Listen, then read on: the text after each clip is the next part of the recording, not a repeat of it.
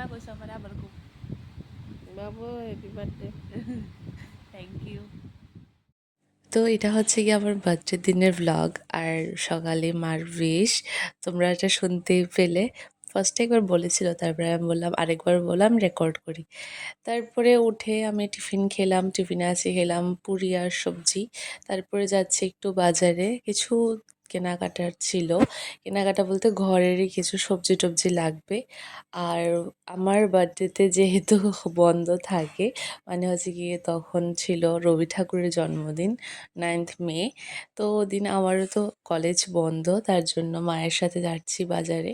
সব কিছুর মাঝে এই গাছটাকে এতটা সুন্দর লাগছিল যে রেকর্ড না করে পারলাম না।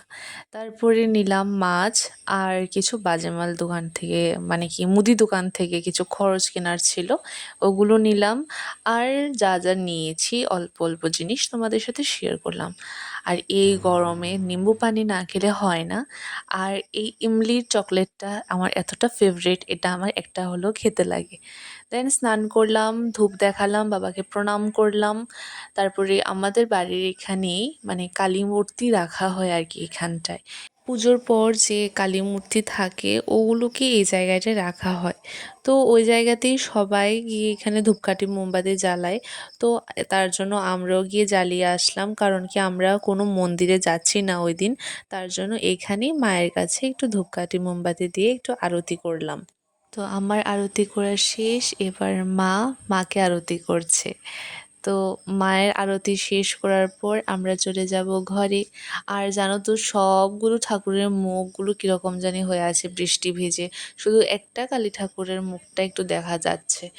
আর তারপরে আমাদের ধূপকাঠি মোমবাতি জ্বালানো শেষ, এবার আমরা ফিরছি ঘরে। ঘরে গিয়ে আমরা খেলাম পোলাও আর ছিল চিকেন, সাথে মাছ ছিল, কিন্তু পোলাওর সাথে মাছ ভালো লাগে না খেতে, তার জন্য আমি আর নিইনি। আমার এমনিতেই একটু কষা মাংস দিয়ে খেতে ভালো লাগে। আর খাবারটা এতটা টেস্টি হয়েছিল, এমনিতে আমার মা খুব স্বাদ করে রান্না করেন। And in the evening, I had my birthday celebration. And I would like to say thank you so much and my heart full of love for making my day so beautiful. আর হ্যাঁ, আমাকে কীরকম লাগছে do let me no in the comment section. এইবার পালা হচ্ছে cake কাটার। দেন আমি cake cutting করলাম, then we took our dinner and তারপরে বাড়ি চলে আসলাম। তো আজকের জন্য ভিডিওটাও এই পর্যন্তই। দেখা হচ্ছে আর একটা নতুন কোনো ভিডিওতে, ততক্ষণে সবাইকে জানাই টাটা।